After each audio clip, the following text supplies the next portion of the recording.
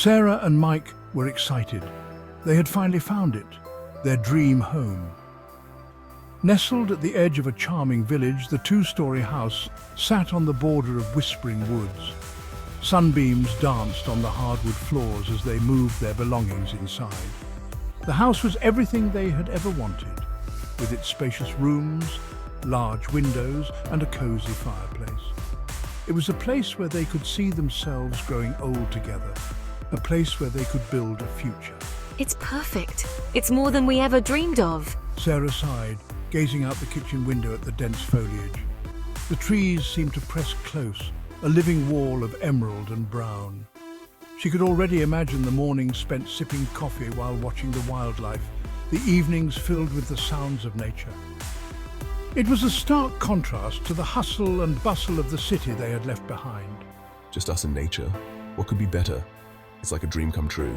That evening, as the sun dipped below the horizon, painting the sky in fiery hues, they felt a sense of peace they hadn't known in years. The colours of the sunset reflected their hopes and dreams, casting a warm glow over their new beginning. They decided to explore. Hand in hand, they walked into the woods, eager to discover the secrets this tranquil place held. The forest was alive with the sounds of birds and the rustling of leaves. They felt a connection to the land, a sense of belonging that was both new and familiar. As they ventured deeper, they found a small clearing with a stream running through it. It was a perfect spot for picnics, for lazy afternoons spent reading and dreaming. They knew they had made the right choice. This was their sanctuary, their escape from the world. And as they stood there hand in hand, they knew that this was just the beginning of their new adventure.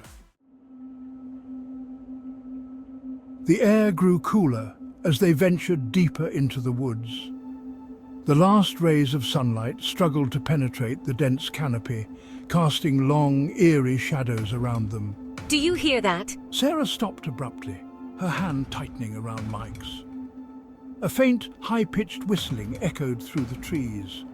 It was a lonely, mournful sound that seemed to hang in the air. Probably just the wind. Though his voice lacked conviction. The woods were strangely still. There wasn't a breath of wind to stir the leaves. They listened for a moment longer, but the whistling had faded. Uneasy, they turned back, the image of their cozy home a welcome sight. The next day, the whistling returned. This time it was closer, more insistent. Sarah heard it while she was gardening, a jarring note in the otherwise peaceful afternoon. The following night it circled the house, a slow, deliberate encirclement that sent chills down their spines. It's like it's toying with us. Sarah whispered, her voice trembling. Mike tried to remain calm, but fear gnawed at his insides. He knew Sarah was right. This was no ordinary whistling. It was something sinister, something hungry. A thick fog rolled in on the fourth night, blanketing the woods in an eerie silence.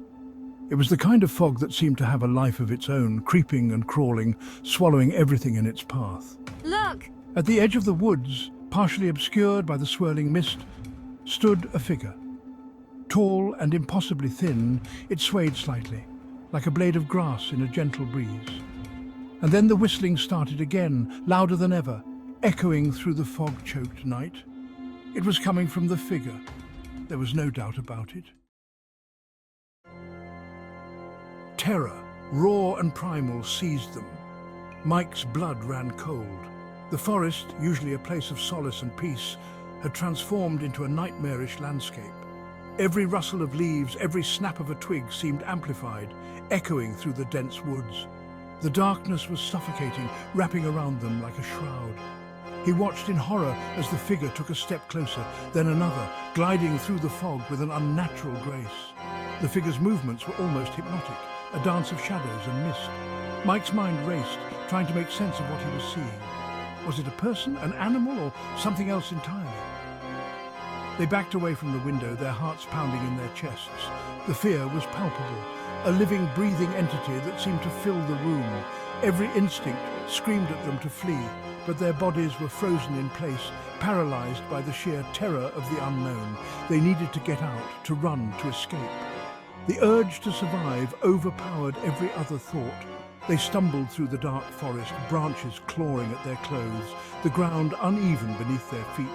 The forest seemed to conspire against them, every step a struggle, but their legs felt like lead. Each step was a monumental effort, their muscles screaming in protest. The weight of their fear was almost physical, dragging them down, making every movement a battle. A sharp rap on the window made them jump. The sound was like a gunshot in the silence, shattering the fragile calm. Their eyes darted to the window, searching for the source of the noise.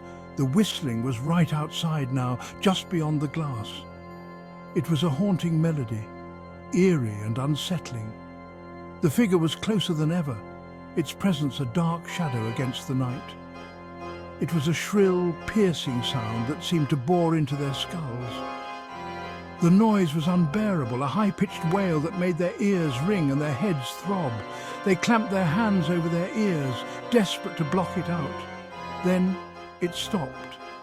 Silence. The sudden absence of sound was almost as jarring as the noise itself.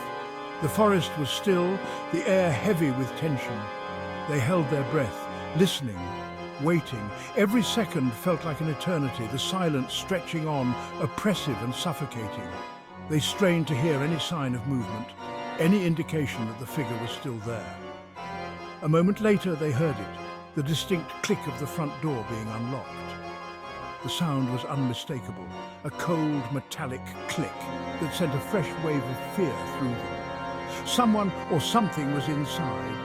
The realization hit them like a punch to the gut, leaving them breathless and terrified. Panic surged violently through them. They scrambled back as the doorknob slowly turned, revealing the dark, empty hallway beyond. The whistling, fainter now, seemed to be coming from inside the house. We have to go. Mike yelled, grabbing Sarah's trembling hand. They didn't stop to think, didn't bother grabbing anything. They just ran. They raced through the house, out the back door and into the night, the sound of their own ragged breathing, the only soundtrack to their terror. They didn't stop running until they reached the safety of the village.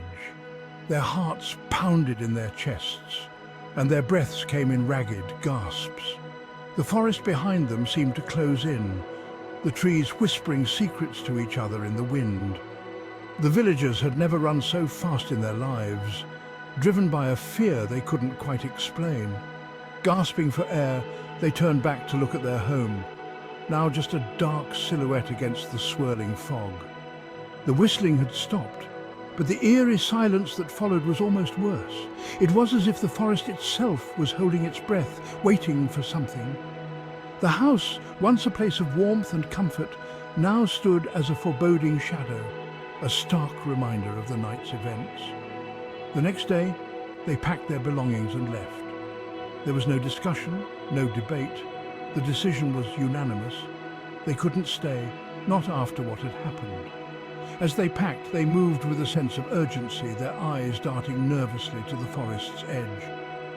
The memory of the whistling haunted them, a constant reminder of the unknown terror that lurked just beyond the trees. They didn't tell anyone what they had seen or heard. What was the point? Who would believe them? The story was too strange, too unbelievable. They knew that if they spoke of it, they would be met with skepticism and ridicule. So they kept their silence, sharing only knowing glances and hushed whispers among themselves. The fear was still there, lurking just beneath the surface, but they had learned to live with it. The house remained empty, a silent monument to their terror.